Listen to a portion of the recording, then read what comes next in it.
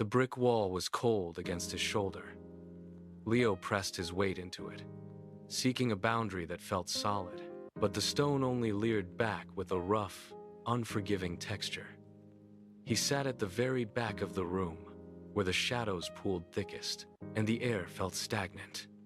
His desk was a small island of wood and metal, pushed so far into the corner that the legs scraped against the floorboards whenever he shifted. He traced the deep, jagged scratches on the surface of the desk with his index finger, feeling the ridges of old ink and worn varnish. Across the room, the space was vibrant and loud. He watched the way the light caught the dust motes swirling in the air, a chaotic dance that seemed to exclude him entirely. He was a spectator to his own life, anchored to the perimeter while the rest of the class moved in a rhythm he could not join. He gripped the edge of his notebook, his knuckles pale, and stared at the empty space beside him. The wall offered no warmth. The morning bell cut through the air, a sharp, metallic shriek that vibrated in the floorboards beneath his feet. It was the signal for everyone else to begin. But for Leo, it served only as a reminder of his own stillness. He watched the students scramble to their seats, a sudden surge of motion that left him stranded in his corner. He waited, his gaze fixed on the doorway, hoping for some shift in the atmosphere, some crack in the rigid structure of the day. Nothing changed. The teacher stepped to the front of the room, her voice rising to command the space, and the familiar rhythm of the lecture began to hum in the background. Leo shifted his weight, the chair legs clicking against the tile, but the sound was swallowed instantly by the rising tide of classroom chatter. He looked at the clock on the wall, the second hand ticking forward with agonizing precision, marking off the minutes of a day he knew would be identical to the last. He drew a long, slow breath, tasting the chalk dust and stale air. The cycle had started again. He sat motionless. The day was underway, and he was already invisible. Leo looked down at his desk.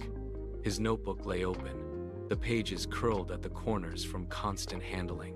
He reached out, his thumb catching on a loose, frayed strip of paper along the spine. He began to pull at the tiny thread, watching it unravel slowly, a thin white line separating from the binding.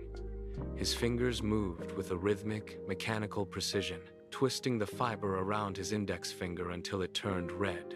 He smoothed the edge, then immediately picked at the next fray, his focus narrowing down to the millimeter of paper beneath his nail.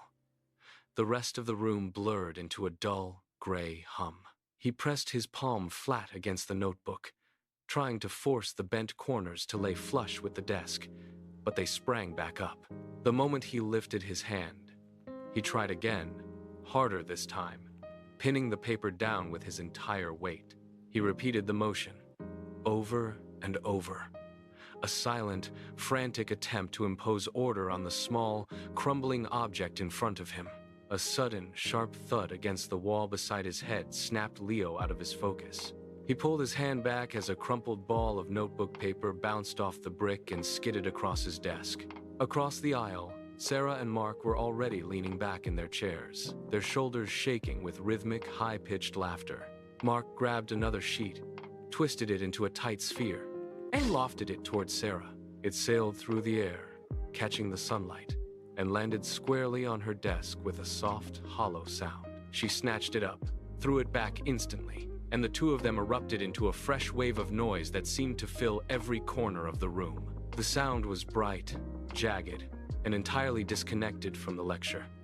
They were a whirlwind of motion, tossing the paper back and forth, their movements fluid and confident. He sat perfectly still, his hands tucked beneath the edge of his desk, watching the paper arc repeatedly through the air. The teacher tapped her chalk against the board, the rhythmic clicking drawing Leo's eyes away from the paper-tossing pair. She posed a question about the day's reading, her voice cutting through the ambient noise of the classroom. Leo felt a sudden, sharp impulse to bridge the distance between his desk and the front of the room. He shifted his weight, the chair legs scraping against the floor with a sound that seemed deafening in the quiet moments between her sentences. He watched the teacher move toward the chalkboard, her hand tracing a line of text.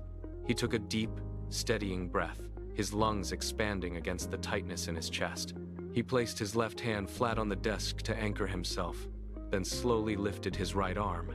He did not rush. He extended his elbow, straightening his arm until it reached toward the ceiling. His fingers held together in a firm, vertical line. He held the position, his muscles tensed against the strain, refusing to drop his hand even as the seconds stretched out. The silence in the room grew heavy, pressing against Leo's outstretched arm. He kept his eyes locked on the teacher, watching the way she moved her chalk across the board. She finished a word, the sound of the stone against the slate echoing like a gavel. She began to turn, and for a fraction of a second, Leo felt the surge of anticipation. His fingers twitched, ready to speak. She scanned the room, her head moving in a slow, deliberate arc. Her eyes passed over his desk, over his raised arm, and over his face, but they did not stop. They did not register his existence. She continued her rotation until she faced the back of the room, where Mark sat. She pointed a finger toward the aisle. "Mark, perhaps you can provide the answer," she said, her voice clear and steady. Leo stood frozen, his arm still reaching toward the ceiling, a silent, vertical monument to his own invisibility. The air in the room felt suddenly colder. He felt the weight of his own limb, the gravity pulling at his shoulder, yet he could not bring himself to lower it immediately. He watched Mark lean back, heard the smug scrape of his chair, and realized the teacher had not even seen the effort he had made. The space around him felt hollow. Mark cleared his throat, the sound sharp and confident in the quiet room. He stood up, shifted his weight, and offered an answer that was demonstrably wrong. It was a simple error, a lapse in logic that anyone paying attention would catch. Leo, still holding his arm in the air, felt the mistake land with a dull thud. He waited for the correction, for the teacher to point out the flaw and move on. Instead, the teacher turned back toward the front. She did not pause. She did not check her notes. Her face softened, and she offered a wide, approving smile. She nodded slowly, as if Mark had delivered a profound truth rather than a blunder. She tapped her chalk against the board in a gesture of satisfaction. The injustice of the moment settled over Leo like a shroud. He watched the teacher walk back to her desk, her posture relaxed, completely satisfied with the falsehood she had just validated. The classroom seemed to tilt on its axis. The air grew stagnant, thick with the weight of the blatant favoritism playing out in front of him. He looked at the chalkboard, then back at the teacher, searching for any sign that she realized her error. There was none. She simply turned to the next page of her book, leaving the wrong answer hanging in the air. Leo held his arm in the air for 5 more seconds, a desperate, fading hope that the teacher might glance back. She did not. The silence of the room roared in his ears, louder than any lecture. Slowly, with a stiff, mechanical movement, he lowered his hand. His shoulder ached from the strain, but the heaviness in his chest was worse. He rested his forearm on the desk, the wood feeling abrasive against his skin. He reached for the pencil lying near the edge of his notebook. His fingers curled around the yellow wood, pressing down until the skin pulled tight across his joints. He squeezed. He focused all the heat and the sting of the moment into that single point of contact. His knuckles turned white, the color draining away, until they looked like polished bone. He did not let go. He held the pressure, his pulse thumping against the desk surface. The pencil groaned under the force, the lead tip digging into the paper, leaving a dark, jagged mark that tore through the page. He stared at the wood, his hand trembling slightly from the exertion. He refused to look up. He simply gripped the pencil, tighter and tighter. Leo finally relaxed his grip. The pencil rolled away, leaving a deep, permanent indentation in the desk surface. He did not reach for it. Instead, he let his gaze drift toward the window where a single, sharp beam of afternoon sunlight cut through the dim air. Millions of tiny dust motes swirled within that column of light. They rose, fell, and collided in a chaotic, silent dance. He watched them for a long time, tracking a single speck as it drifted toward the ceiling, then vanished into the shadows. He shifted his weight, moving his shoulder and tapping his foot against the floor, but the sound was swallowed by the ambient noise of the classroom. No one turned. No one looked his way. He reached out a finger, passing it through the shaft of light. But the dust simply parted. He was a ghost in a room full of people, occupying space without displacing it.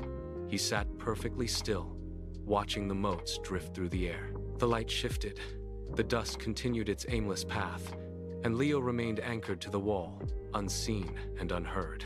The final bell cut through the classroom air, a sharp metallic sound that signaled the end of the day. Leo stood up, pushed his chair in, and walked toward the door. He moved through the hallway, his footsteps echoing against the tiled floor, and stepped out into the cool air of the afternoon. He walked toward the park, his head down, watching the pavement beneath his boots. As he reached the center of the park, the wind began to pick up. It whipped around the corner of the stone fountain, catching the dry, brittle leaves that had gathered on the path. They skittered across the concrete, swirling in small, frantic circles, before being carried away into the grass. Leo pulled his shoulders in, bracing himself against a sudden gust that tugged at his hair and chilled his skin. He stepped over a pile of brown, curled foliage, the dry stems crunching loudly under his weight. The wind gusted again, scattering a fresh wave of leaves around his feet. He kept his pace steady, eyes fixed on the path ahead, walking through the swirling debris. The park was vast and empty, and he felt the distance grow. Leo stopped at the front door. He reached into his pocket, pulled out his key, and slid it into the lock. The mechanism clicked, a sharp, familiar sound in the quiet street. He pushed the door open, the wood scraping slightly against the floorboards. He stepped inside and paused, carefully wiping his boots on the mat until the soles were clean. The house was a sudden, dense pocket of heat. The air here was heavy, carrying the sharp, savory scent of roasting meat and simmering vegetables. He hung his bag on the hook, the strap sliding off his shoulder with a soft thud. From the kitchen, the rhythmic sound of a knife hitting a wooden cutting board filled the hallway. Steam curled up from the stove, blurring the edges of the room in a hazy golden light. Leo walked toward the kitchen, his footsteps muffled by the carpet.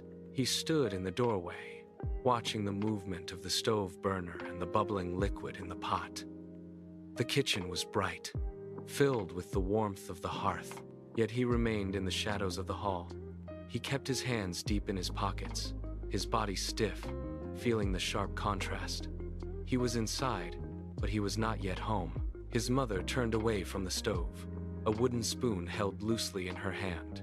She wiped her palms on her apron and looked toward the hallway. Her eyes searched his face, waiting for a signal. She asked about his day, her voice cutting through the steady hiss of the frying pan. Leo felt the weight of the question land on him like a physical blow. He did not move toward the table. Instead, he reached out and gripped the edge of the doorframe, his fingers curling tightly around the wood until his knuckles turned white. He stared down at the floor, watching the way the light caught the grain of the hardwood. The silence stretched between them, filled only by the bubbling of the pot and the distant hum of the refrigerator. He felt the heat from the kitchen radiating against his skin. He tightened his grip on the frame, his muscles locking, and forced his gaze to remain on his boots. He looked up just enough to meet her shadow, cleared his throat, and said, "It was fine." He turned on his heel and walked away, his footsteps heavy toward the quiet of his room. Leo closed the door behind him, the latch clicking with a finality that signaled the end of the day. He did not turn on the light. The room was bathed in the dim, fading blue of the evening. He walked across the floor, his socks sliding silently over the hardwood, and pulled the chair toward the window. He sat down, his back straight, his hands resting motionless on his knees. Outside, the sky was changing. The vibrant orange of the sunset had bled away, replaced by a deep, bruised purple that stretched toward the horizon. He watched the clouds drift, slow and heavy, moving across the vast expanse of the sky. He leaned forward, his forehead inches from the glass. The air in the room was cooling, the temperature dropping as the light vanished. He tracked the movement of a single bird crossing the skyline until the air was empty. He waited, his breathing slow and rhythmic, his eyes scanning the darkening dome above. Then, a tiny, piercing spark ignited in the velvet blackness. The first star had appeared. It hung there, cold and distant. The star remained fixed in the dark, a singular, unblinking eye watching him from the depths of the night. Leo did not look away. He shifted his weight in the chair, the wood groaning softly under his movement, but he kept his focus on that distant, icy point of light. He reached out, his hand trembling slightly, and pressed his palm flat against the window pane. The glass was biting cold, a sharp, stinging sensation that seeped through his skin and settled into his bones. He watched the condensation from his breath bloom and then vanish. The silence of the house pressed against his back, thick and suffocating. He traced the outline of the star with his fingertip. He leaned his forehead against the cool glass, his eyes closing, and let the weight of the day finally pull his defenses down. In the quiet, he whispered his deepest desire into the dark. "I just want one friend." The words hung in the air. Morning light filtered through the blinds, casting thin, sharp lines across the floor. Leo sat up, his movements practiced and devoid of haste. He folded his blanket, the fabric sliding smooth under his palms, and placed his pillow at the head of the bed. Every action was a mirror of the day before, a cycle he knew by heart. He moved to the kitchen, the floorboards creaking under his weight, and poured a glass of water.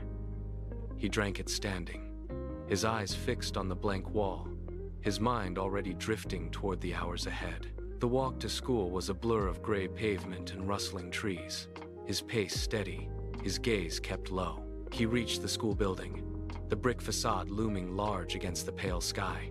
He pushed the heavy entrance door, the metal handle cold and unyielding. Inside, the hallway hummed with the familiar, distant roar of students. But as he approached the classroom, he slowed. He stopped at the threshold, his hand resting on the doorframe. The air inside the room felt different today. It was not the usual heavy, stagnant silence.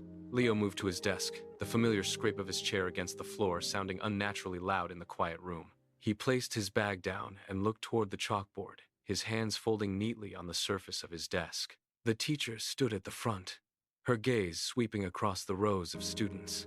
She tapped her pen against the wood, a sharp, rhythmic sound that silenced the remaining whispers. Leo watched her, his posture rigid. She stepped aside, revealing a figure standing partially obscured by the heavy door. A boy stepped into the light, his grip tight on the handle of a large, overstuffed bag that pulled at his shoulder. He stood still, his eyes scanning the rows of desks with a steady, searching intensity. The teacher gestured toward him, her voice cutting through the stillness. "Class, please settle down. We have a new student joining us today. This is Ethan." The room seemed to hold its breath. Leo felt the air shift, the usual static weight of the morning replaced by a sudden, sharp curiosity. Ethan shifted his weight, the bag thumping against his leg, and he took a half step forward. Every head in the room turned. Leo pressed his back against the wall, his eyes fixed on the newcomer. Ethan stood motionless, the weight of his bag pulling his shoulder down. He did not look at the teacher. Instead, his eyes moved across the room in a slow, deliberate arc. He tracked the rows of desks, his gaze lingering on the clusters of students who huddled together in tight, closed circles.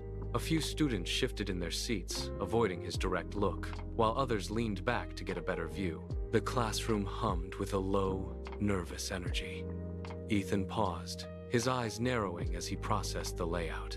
He scanned past the front row, past the center aisle where Mark and Sarah sat, and continued toward the back. Leo sat perfectly still, his hands flat on the desk, his breath held tight in his chest. The silence grew heavy, thick enough to feel. Ethan's head turned further, his focus narrowing as he reached the final row. Ethan finally moved. He took his first step, the rubber of his sneakers biting into the linoleum with a sharp, high-pitched squeak that echoed against the brick walls. The sound was rhythmic, deliberate, and impossibly loud in the hushed room. With every step he took, the squeak repeated, a steady pulse of noise that seemed to count down the seconds of Leo's solitude. Ethan did not look at the other students. His eyes remained fixed on the back corner, As he passed the middle rows, the sound of his movement drew eyes toward him. Students leaned out from their desks, their movements creating a soft rustle. Leo felt the vibration of those footsteps through the floorboards, traveling up the legs of his own desk. He tried to focus on his notebook, staring hard at the lines on the page, but the squeaking grew closer, louder, more insistent. It was a physical pressure, pushing against the silence. Ethan reached the third row, then the fourth. The squeaking stopped for a fraction of a second as he navigated around a stray backpack, then resumed. Closer now. Leo gripped his pencil, his knuckles turning pale, as the shadow of the new student fell across his desk. The squeaking ceased entirely, replaced by breathing. Ethan remained standing for a heartbeat, his presence looming over the edge of the desk. He reached out, his hand wrapping around the back of the empty chair. The plastic creaked under his grip as he pulled it backward.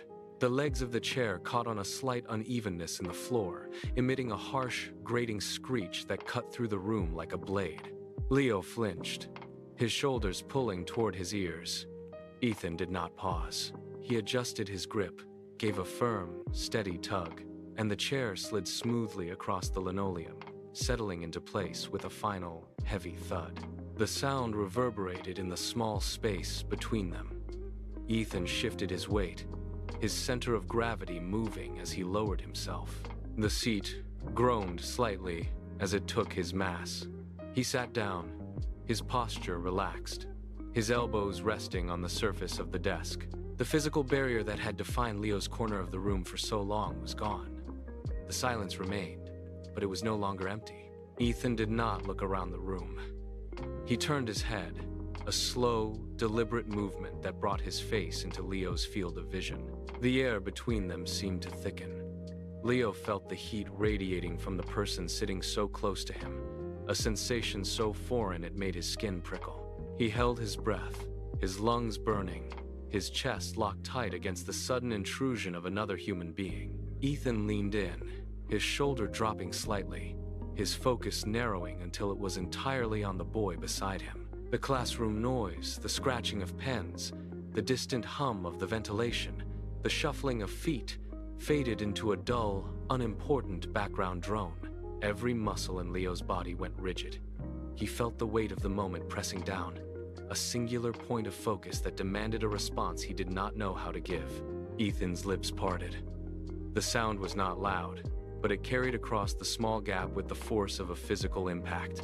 "Hi," Ethan said, his voice steady and clear. The word hung in the air, vibrating in the narrow space between their desks. The sound of his own name felt like a foreign concept, something he had not spoken aloud in months. Leo's eyes widened, his pupils dilating as he took in the face of the boy beside him. He tried to inhale, but his throat felt constricted, as if the muscles had forgotten how to function.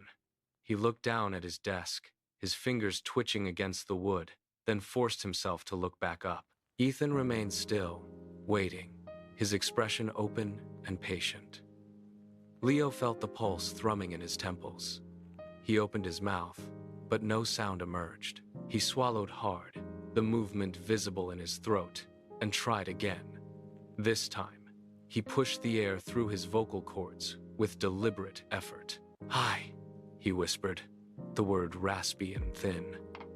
He paused, his heart hammering against his ribs, and then added, "I am Leo." The sounds were small, barely audible over the ambient noise of the classroom, but to him, they were thunderous. The invisible wall he had built around himself for years did not just crack, it shattered. He felt a sudden, sharp release of tension in his shoulders. For the first time, he was not just a ghost in the room. He had spoken, he had been heard, and the silence was finally, truly over. The lunch bell cut through the classroom air, a sharp, metallic demand that sent everyone scrambling toward the exit. Leo gathered his books with slow, methodical movements, his mind still reeling from the morning. He walked toward the cafeteria, keeping his head down, navigating the surge of students like a ship threading a needle. The cafeteria was a wall of noise, clattering trays, shouting voices, and the rhythmic thud of heavy doors. He found his usual spot, a small, scarred table tucked into the far corner, and sat down. Then, the sound of sneakers squeaking on the linoleum stopped right beside his chair. Leo looked up. Ethan stood there. Ethan pulled out the chair directly opposite Leo and sat down with a heavy, deliberate thud. Across the room, a group of students stopped mid-bite, forks hovering in the air. The chatter died away, replaced by a collective, sharp intake of breath. Ethan set his tray down and immediately reached for a crisp, red apple.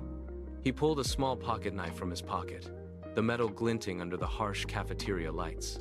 With a steady hand, he sliced the fruit into 2 perfect halves. He slid one piece across the plastic tray toward Leo. Leo stared at the slice, his hand hovering in the air.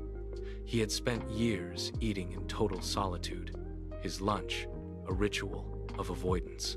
He looked at the apple, then at Ethan, who was already chewing his own portion with casual indifference.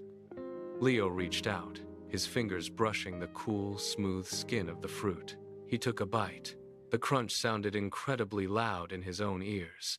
Ethan leaned forward, his elbows resting on the table, and pulled a crumpled math worksheet from his bag. He pointed to a complex equation at the bottom of the page.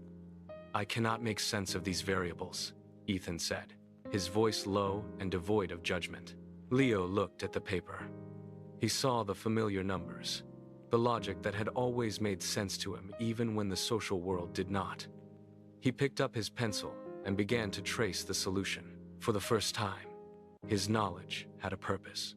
The weight of the room, the stairs, and the years of silence began to dissolve into the simple, rhythmic scratch of graphite on wood. The silence at the neighboring tables was heavy, a physical pressure that pushed against the edge of their small table. Students who usually ignored Leo were now leaning back, their trays forgotten. Mark sat 3 tables away, his mouth slightly open, his eyes darting between Ethan and the boy he had spent years treating as invisible. A girl near the aisle shifted, her plastic fork slipping from her fingers and clattering onto the floor. The sharp sound cracked the stillness like a stone hitting ice. The collective gaze of the cafeteria did not retreat. Instead, it sharpened. Leo felt the heat of those eyes on his back, but for the first time, he did not shrink. He kept his eyes on the math problem. The invisible wall that had defined his existence was no longer a solid, impenetrable force. It was fraying. He watched as a boy from the next row stood up, hesitated, and then walked toward their table, not with malice, but with a tentative expression of interest.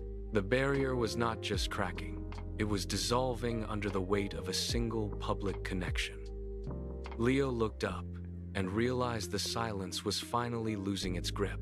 By Tuesday, the table had grown by 2. By Wednesday, it was impossible to find an empty seat. The cafeteria, once a landscape of rigid, isolated islands, began to resemble a single, connected archipelago. Students who had previously walked past Leo without a glance now navigated the aisle to drop their trays nearby. A girl named Sarah, who had once tossed paper balls in his direction, pulled up a spare chair from the adjacent row. She set her tray down, looked at Ethan, then turned to Leo. She asked about the math assignment that had sparked the initial conversation.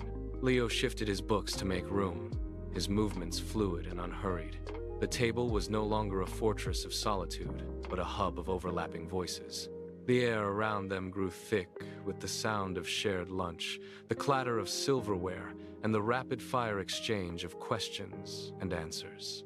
Leo watched as more students crowded in, leaning over the table to catch the thread of the discussion. The physical space between the chairs vanished. The week drew to a close, and the bell for the final period rang through the halls. Leo gathered his textbooks, stacking them neatly against his chest.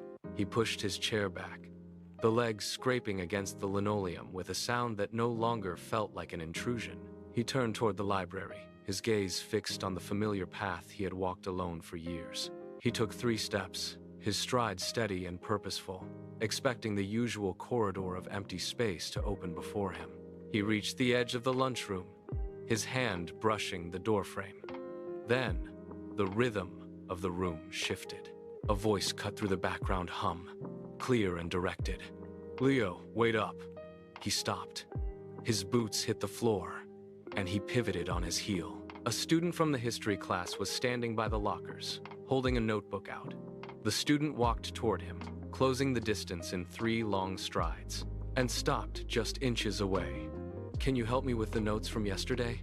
The request hung in the air, simple and direct. Leo looked at the notebook, then up at his classmate. The silence that had once defined his entire existence in these halls had finally fractured. He felt the tension leave his shoulders, his posture straightening as he stood firm in the center of the walkway. He did not look at the floor or the dust motes dancing in the light. He met the other student's gaze directly. A slow, deliberate movement pulled at the corners of his mouth. He smiled. It was a small, steady expression that reached his eyes, grounding him in the moment. The hallway noise, the slamming of locker doors, the distant chatter, the rhythmic thud of footsteps no longer felt like a barrier he had to navigate around. He opened the notebook, scanned the pages, and began to explain the history notes. His voice was clear, steady, and audible. He spoke without hesitation, his words filling the space between them. The student nodded, listening intently, and Leo realized he was no longer an observer. He turned his head, looking down the long corridor, and saw the world as a place where he finally had a seat at the table.